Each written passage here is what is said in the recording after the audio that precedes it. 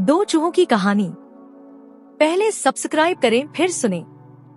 शहर में रहने वाले और गांव में रहने वाले दो चूहों में गहरी मित्रता थी। वे अक्सर एक दूसरे को संदेश भेजा करते और एक दूसरे का हाल जाना करते थे। एक बार गांव में रहने वाले चूहे ने शहरी चूहे को गांव आने का निमंत्रण भेजा। शहरी चूहे ने निमंत्रण स्वीकार कर लिया।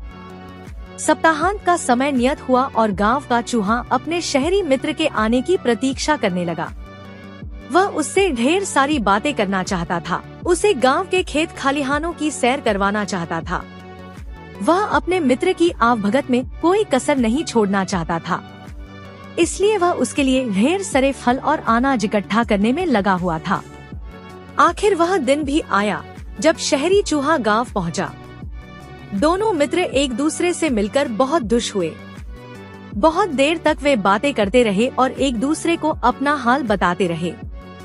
फिर दोनों भोजन के लिए बैठे। भोजन में गांव के चूहे ने अनाज और फल परोसे, जिसे खाकर दोनों ने आराम किया। शाम को गांव का चूहा अपने शहरी मित्र को गांव दिखाने ले गया। शहरी चूहा वहां के खेत खलिहान देखकर आनंद से भर उठा। वहां की शुद्ध हवा में श्वास लेकर उसका मन प्रफुल्लित हो गया। गांव का चूहा बोला, गांव का वातावरण और वायु शुद्ध है, जो तुम्हें शहर में शायद ही नसीब होती होगी मित्र। शहरी चूहा शहर की समस्याएं जानता था। वह वर्षों से वहां रहा था, लेकिन गांव के चूहे मित्र की ये बात उसे बुरी लग गई। हालांकि वह कुछ बोला नहीं। गांव का चूहा गांव की प्रशंसा में लगा हुआ था।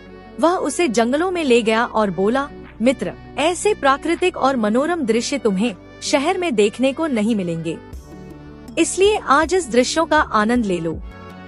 शहरी चूहे को यह बात भी चुभी, लेकिन वह कुछ नहीं बोला। वह सोचने लगा कि अब अपने इस ग्रामीण मित्र को शहरी चकाचौंध का जीवन दिखाना पड़ेगा।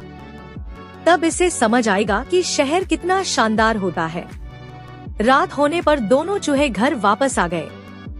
भोजन का समय आया तो गांव के चूहे ने फिर से शहरी चूहे को फल और अनाज परोसा। शहरी भोजन के आदी चूहे को यह भोजन गले नहीं उतर रहा था। वह बोला, मित्र, क्या तुम हर समय फल और अनाज खाते हो? शहर आओ, मैं तुम्हें एक से बढ़कर एक पकवान खिलाऊंगा।